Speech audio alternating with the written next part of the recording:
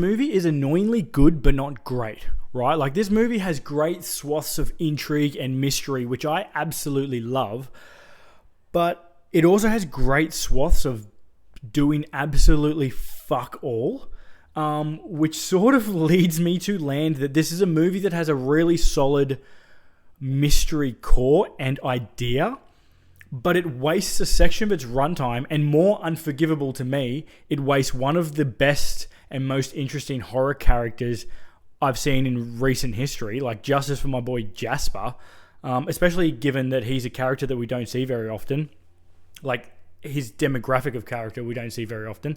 And it's just a shame because, like, I love movies where I get to watch someone be really, really good at their job, and I know I'm not the only one, right? Like, The Accountant, Hitman, Moneyball, Michael Clayton, Spotlight, and of course the greatest display of this, Toy Story 2. These are all movies where we get to sit down and watch someone be really good at their job. And Dead Male is absolutely at its best when it's focused on a character being really good at their job. Like, the aesthetics of this film are awesome. The film grain effect used really makes it feel like it was shot in the 80s, which is a time period that creators Joe DeBoer and Kyle McConaughey obviously have a lot of affection for. But some really glaring issues keep it from being great. And it's a goddamn shame because, like, this is very much a movie of thirds. And I think 2/3 of this movie are fucking brilliant.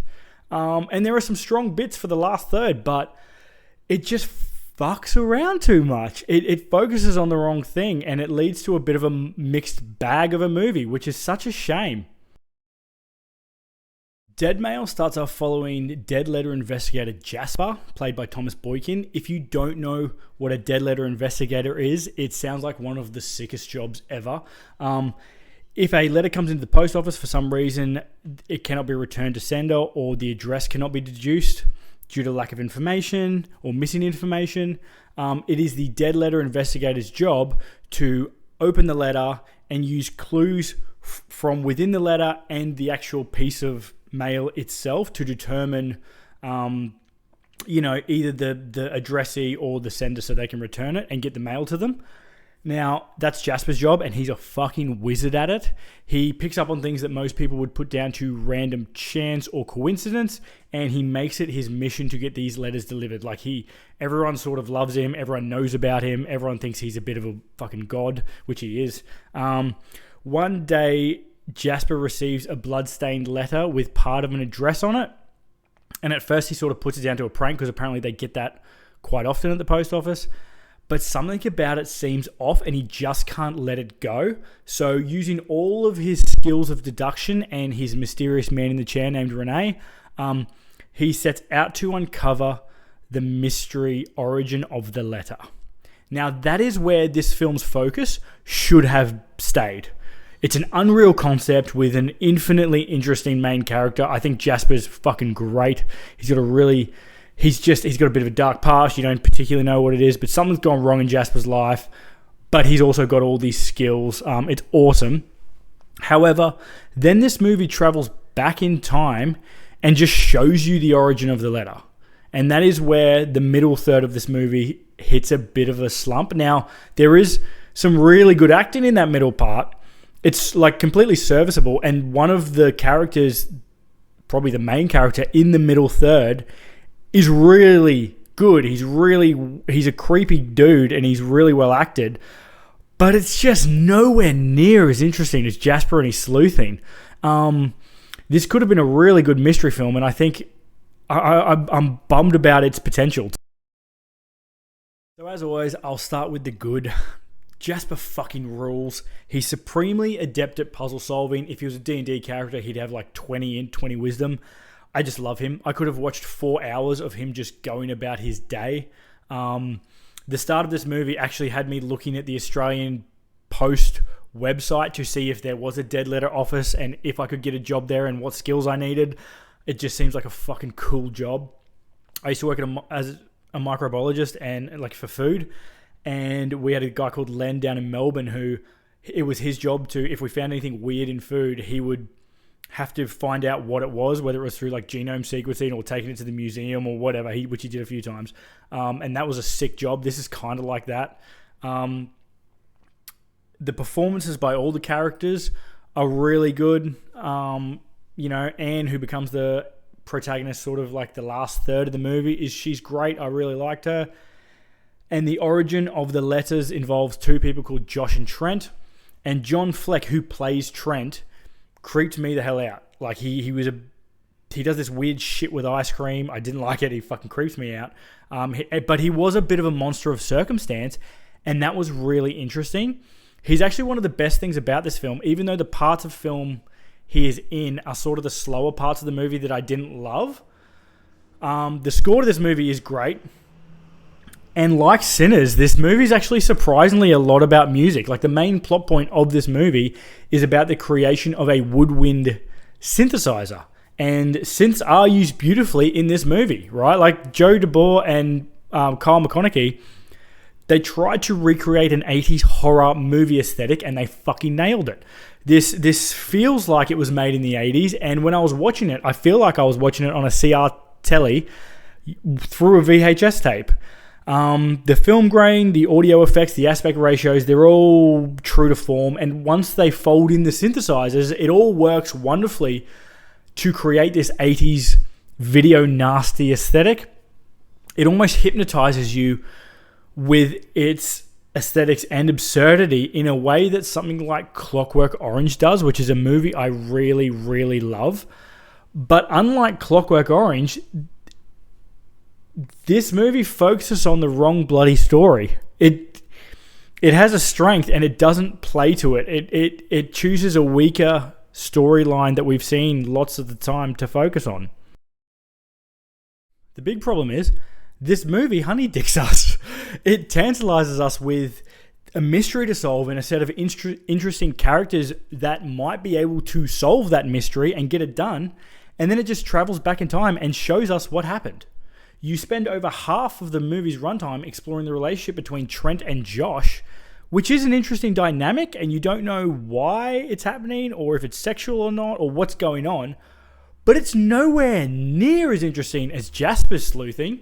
The crime that occurs between Josh and Trent is something we've seen before, and while there are points of originality and flat out fucking weirdness, it drags on for way too long when you just want to get back to the mystery solving, right? It was reminiscent of those films that are marketed as horrors but end up being dramas that people, including myself, get shitty with. This one starts as a mystery and sort of ends up being misery light, and that makes it a much weaker film because we've seen that. I don't know if maybe the writers didn't expect me to like Jasper as much as I did, or the post office crew as much as I did, but every time we switched, I was hanging out for more pieces to his puzzle. It's like when you read a good book that has multiple characters and then they switch to the character that you don't really like. They're okay, but you spend the whole time going, fuck, I want to know what they're doing in the background. That's sort of what this film did to me. All in all, this is an okay movie, but it could have been incredible. And I'm bummed about it. I would watch seasons and seasons of a show that just follows Thomas Boykin as Jasper as he goes about his day-to-day, because I found that really compelling and I was fucking enthralled by Jasper. I recommend watching this movie if you love movies where you get to follow someone who is really good at their job. If you love synthesizers and the intricacies of how synthesizers are made, I had no idea this is how they were made in the 80s. It's kind of fucking cool for that.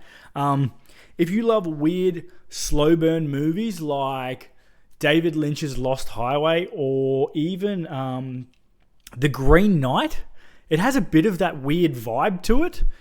But I don't recommend watching this if you want a straight up scare fest. This fucking barely shifted my heart rate. Like, I was at resting heart rate pretty much the whole time. There's a little bit of suspense, but it pales in comparison to the mystery. If you hate slow burns, big fucking swerve. Big swerve for this one. This moves like molasses. This is a hour and 40 minutes long, and it felt like 2 hours.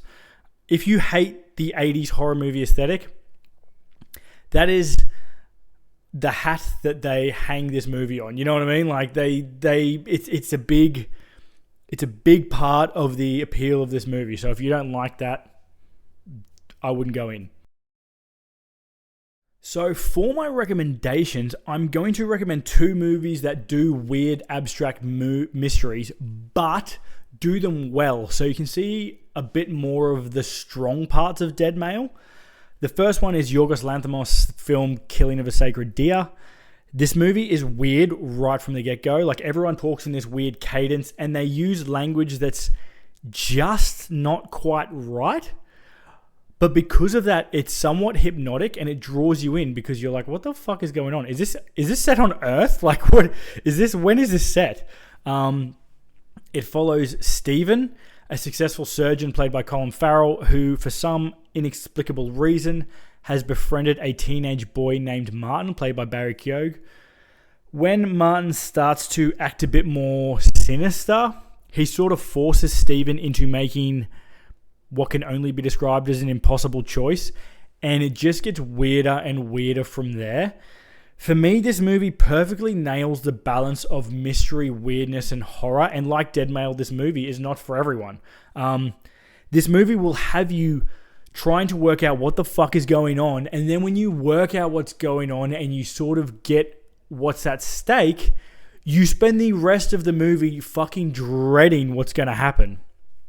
And you know, this movie affected me in ways that I didn't expect when I first turned it on. I didn't know. I went into the movie completely blind, and I recommend you do the same. It'll fucking send you for a loop. Everyone is just stellar. Like, Nicole Kidman's in it, and they're all stellar at playing slightly warped, odd versions of themselves, and that's why I recommend The Killing of a Sacred Deer. For my second recommendation, I'm going with the 2021 film Censor, Censor. It's a wonderful British film written and directed by Prano Bailey Bond, and it's set in 1985 about a woman named Enid who works for the British Board of Film Classifications. She basically views movies all day and decides what to cut from those movies if it's too violent or sexual or drug use or whatever. It's in the middle of the video nasties controversy, and Enid has made a name for herself as a bit of a prude. One day, while Enid is working, she's contacted by a renowned horror movie director called Frederick North, who has asked her specifically to be the one that reviews his new film. So Enid starts watching this movie, and she realizes that the events depicted in the film are scarily similar to the events surrounding her sister Nina's disappearance. This movie has a lot in common with Dead Male. Both Enid and Jasper are government workers trying to get to the bottom of a mystery that's sort of swimming with bureaucracy. And both characters seem to have somewhat dark pasts that are alluded to. But unlike Dead Male, Censor follows Enid the whole runtime, and Neve Algar is fucking fantastic as the lead role. She's so good. It's a creepy, grimy little movie, and it's got a great soundtrack that is almost entirely sleuthing and conversations until one giant finale occurs, and it's just fucking great. I highly, highly recommend 2021 Censor. But that's it. If you've seen Dead Male and Shudder, let me know what you think. It's a bit of a weird one. I do think it's going to be a bit of a Vegemite film. Some people are going to fucking love it. Some people are going to hate it. Let me know what your favorite horror mystery movies are, because this is, God, the mystery, it's fucking tantalizing in this one. Hopefully I'll see you next week for another review. Peace.